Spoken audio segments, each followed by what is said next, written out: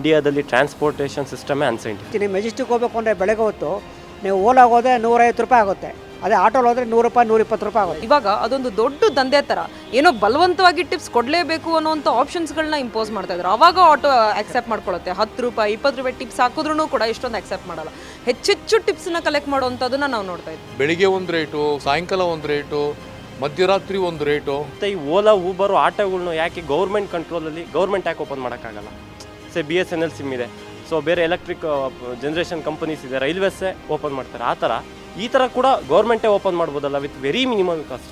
ಅದ್ರ ಬಗ್ಗೆ ಯಾವ ಟ್ರಾನ್ಸ್ಪೋರ್ಟ್ ಡಿಪಾರ್ಟ್ಮೆಂಟ್ ಆಗಲಿ ಮಂತ್ರಿಗಳಾಗಲಿ ಏನು ಗಮನ ಆಗ್ತಾಯಿಲ್ಲ. ಇದು ನಾವು ತೀರಾ ಖಂಡಿಸ್ತೀವಿ. ಬೆಂಗಳೂರಲ್ಲಿ ನಮ್ಮ ರೋಡ್ ವ್ಯವಸ್ಥೆ ಆಗಲಿ, ಮೆಟ್ರೋ ವ್ಯವಸ್ಥೆ ಆಗಲಿ ಎಲ್ಲ ಕೂಡ ಅನ್ಸೈಂಟಿಫಿಕ್.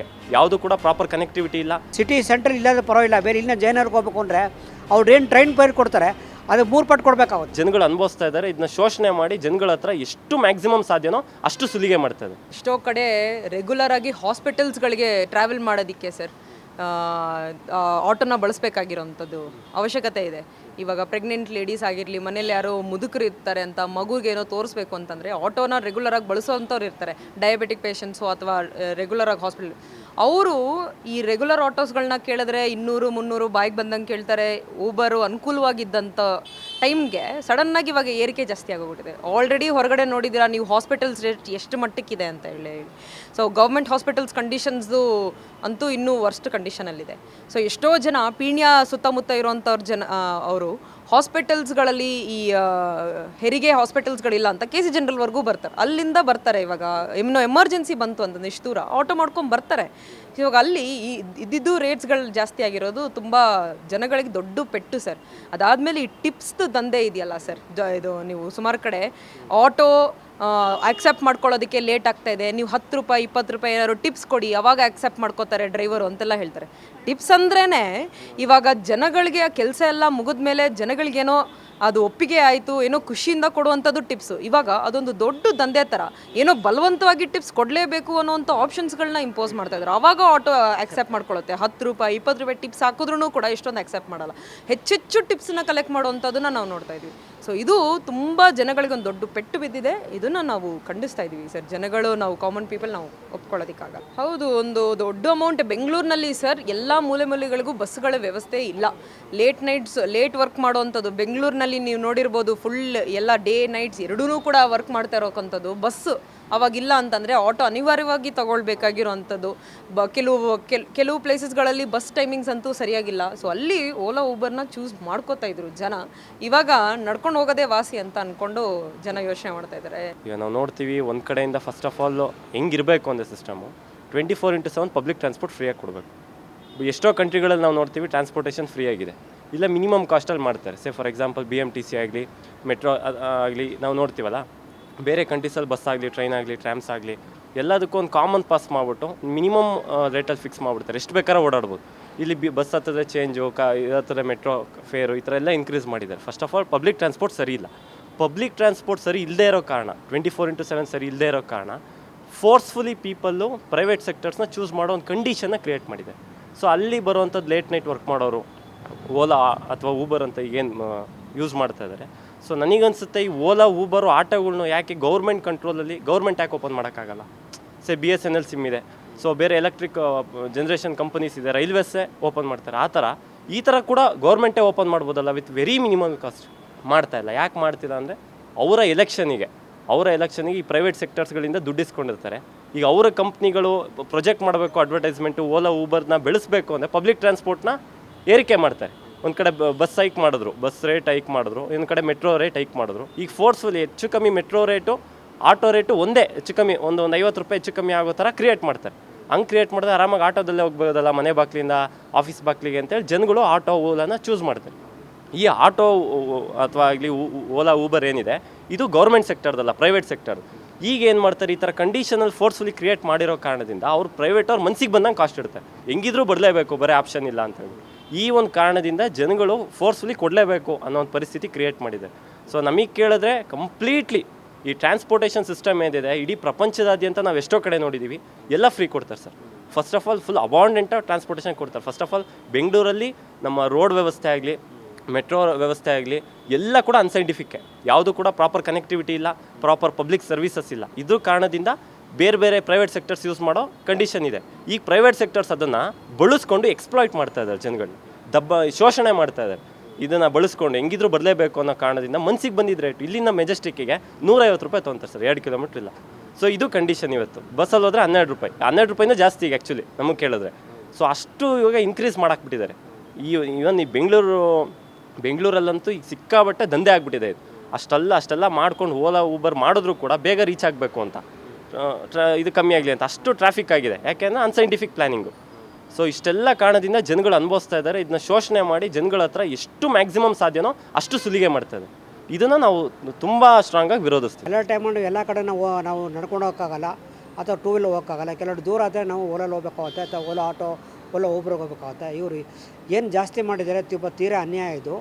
ಇದನ್ನು ಒಪ್ಪೋದಕ್ಕೆ ಸಾಧ್ಯನೇ ಇಲ್ಲ.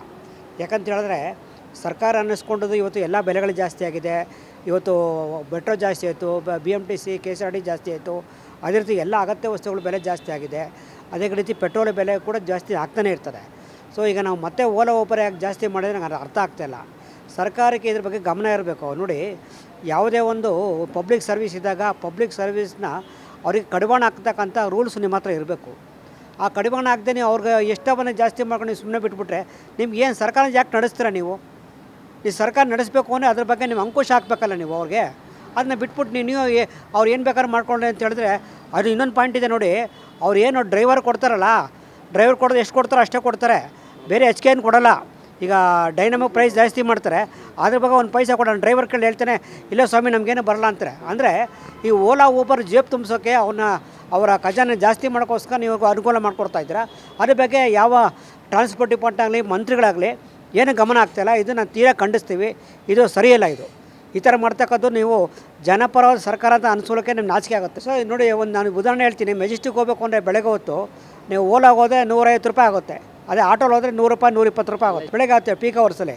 ಈಗ ನಾವು ಅರ್ಜೆಂಟಿಗೆ ಟ್ರೈನ್ಗೆ ಹೋಗಬೇಕು ಅಂದರೆ ಬೆಳಗ್ಗೆ ಅರ್ಲಿ ಮಾರ್ನಿಂಗ್ ಎದ್ದು ಹೋಗಬೇಕಾಗುತ್ತೆ 6 ಗಂಟೆಗೆ. ನೀವು ಓಲಾ ಬುಕ್ ಮಾಡಿದ್ರೆ 100 ರೂಪಾಯಿ ಆಗುತ್ತೆ. ಇದು ಕೆಲವು ಟೈಮಲ್ಲಿ ಮಳೆಗಾಟ ಬಂದುಬಿಟ್ರೆ ಇನ್ನೂ ಕಷ್ಟ.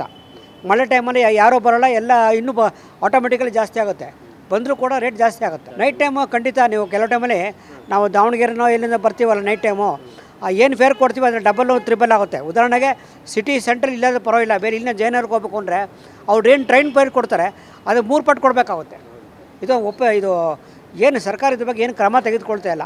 ನಾನು ಇದು ಖಂಡಿತ ನಾವು ಒಪ್ತಕ್ಕದ್ದಲ್ಲ. ನಾವು ಇದ್ರ ಬಗ್ಗೆ ನಾವು ಪ್ರತಿಭಟನೆ ಮಾಡ್ತೀವಿ. 180, 200 ರೂಪಾಯಿ, 220 ರೂಪಾಯಿ 10 ಕಿಲೋಮೀಟ್ರ್ ದೂರ ಹೋಗೋದಕ್ಕೆ ಈಗೇನು ಮಾಡಿದ್ದಾರೆ, ಇತ್ತೀಚೆಗೆ 2-3 ದಿವಸಕ್ಕೆ ಹಿಂದೆ ಯಾವಾಗ ಕೋರ್ಟ್ಗಿಂದ ಬ್ಯಾನ್ ಮಾಡಿದ್ರಲ್ಲ ಇದಕ್ಕೆ, ಟೂ ವೀಲರ್ ಬೈಕ್ ಟ್ಯಾಕ್ಸಿ ಮಾಡಿದಾರಲ್ಲ, ಅದಾದಮೇಲೆ 200 ರೂಪಾಯಿ ಇರೋದು 250 ರೂಪಾಯಿ ಆಗಿದೆ.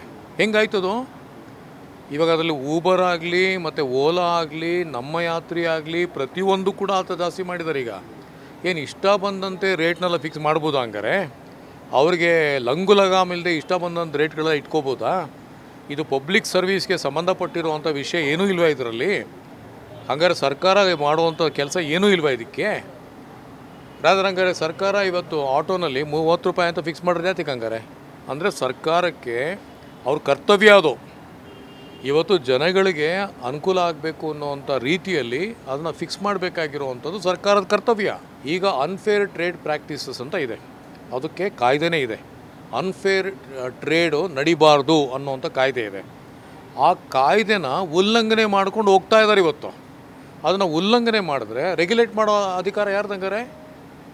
ಸರ್ಕಾರದನೇ ಅದನ್ನು ರೆಗ್ಯುಲೇಟ್ ಮಾಡಬೇಕಾಗಿರೋದು. ಬೆಳಿಗ್ಗೆ ಒಂದು ರೇಟು, ಸಾಯಂಕಾಲ ಒಂದು ರೇಟು, ಮಧ್ಯರಾತ್ರಿ ಒಂದು ರೇಟು, ಅದಾದಮೇಲೆ ಇದ್ರದ್ದು ಟ್ಯಾಕ್ಸಿ ಮೊನ್ನೆ ಬ್ಯಾನ್ ಮಾಡಿರೋವಂಥದ್ದು ಏನೇ ಟೂ ವೀಲರ್ ಟ್ಯಾಕ್ಸಿ ಬ್ಯಾನ್ ಮಾಡಿದಾರಲ್ಲ, ಅದು ಮಾಡಿದ್ಮೇಲೆ ಮತ್ತೆ ಏನೊಂದು ಜಾಸ್ತಿ ಮಾಡಿದ್ದಾರೆ. ಈ ರೀತಿ ಲಂಗು ಲಗಾಮ್ ಇಲ್ಲದೆ ಇಷ್ಟ ಬಂದಂಗೆ ಮಾಡ್ಕೊಂಡು ಹೋಗ್ತಾ ಇದ್ದಾರೆ. ಸರ್ಕಾರದ ಕರ್ತವ್ಯ ಇದು. ನಿಜವಾಗ್ಲೂ ಸರ್ಕಾರ ಜನದ ಬಗ್ಗೆ ಕಾಳಜಿ ಇದ್ದರೆ ಅವ್ರ ಮುಂದೆ ಬರಬೇಕು. ಅವ್ರಿಗೆ ಬರೋಕ್ಕಾಗಲ್ಲ ಅಂತ ಹೇಳೋದು ಸರಿ ಅಲ್ಲ. ಅದನ್ನ ಯಾರೂ ಒಪ್ಕೊಳ್ಳೋಕ್ಕೆ ಸಾಧ್ಯ ಇಲ್ಲ. ಅವರೊಂದು ಪಾಲಿಸಿಯನ್ನು ಮಾಡಬೇಕು. ಇವಾಗ ಇದುವರೆಗೂ ಏನು ಮಾಡಿದ್ದಾರೆ, ಆಟೋಗೆ 30 ರೂಪಾಯಿ ಅಂತ ಯಾವುದೋ ಒಂದು ಸಂದರ್ಭದಲ್ಲಿ ಫಿಕ್ಸ್ ಮಾಡಿದ್ದಾರೆ. ಆದರೆ ಸರ್ಕಾರ ರೆಗ್ಯುಲೇಟ್ ಮಾಡ್ಬೋದು ಅಂತ ತಾನೇ ಅರ್ಥ. ಆಮೇಲೆ ಟ್ಯಾಕ್ಸಿ ಕೂಡ ಫಿಕ್ಸ್ ಮಾಡಿದ್ದಾರೆ. ಅಂದಮೇಲೆ ಊಬರ್ ಆಟೋಗೆ ಯಾಕೆ ಮಾಡೋಕ್ಕಾಗಲ್ಲ? ನಮ್ಮ ಯಾತ್ರಿ ಆಗಲಿ ಮತ್ತು ಓಲಾಗೆ ಯಾಕೆ ಮಾಡೋಕ್ಕಾಗಲ್ಲ? ಮಾಡೋಕ್ಕೆ ಬರುತ್ತೆ, ಪೊಲಿಟಿಕಲ್ ವಿಲ್ ಇರಬೇಕು. ಈ ರೀತಿಯ ತಪ್ಪಿಸ್ಕೊಂಡು ಅಸಹಾಯಕತೆಯನ್ನು ಎಕ್ಸ್ಪ್ರೆಸ್ ಮಾಡಿಕೊಂಡು ಇವತ್ತು ಸರ್ಕಾರ ಇದು ಈ ರೀತಿ ಮಾಡ್ತಾ ಇದ್ದಾರೆ ಅವರು.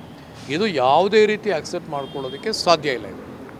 ಹೀಗಾಗಿ ಜನಗಳು ಇದನ್ನು ಒಪ್ಕೋಬಾರ್ದು, ಇದನ್ನು ರಿಜೆಕ್ಟ್ ಮಾಡಬೇಕು. ಸರ್ಕಾರದ ಮೇಲೆ ಒತ್ತಡವನ್ನು ಹೇರಬೇಕು. ಇವತ್ತು ಸರ್ಕಾರ ಮುಂದೆ ಬರಬೇಕು.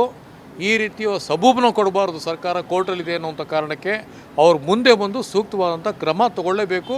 ಅವ್ರು ರೆಗ್ಯುಲೇಟ್ ಮಾಡೋಕ್ಕೆ ಅಧಿಕಾರ ಇದೆ, ಅವ್ರು ರೆಗ್ಯುಲೇಟ್ ಮಾಡಬೇಕು ಅವರು.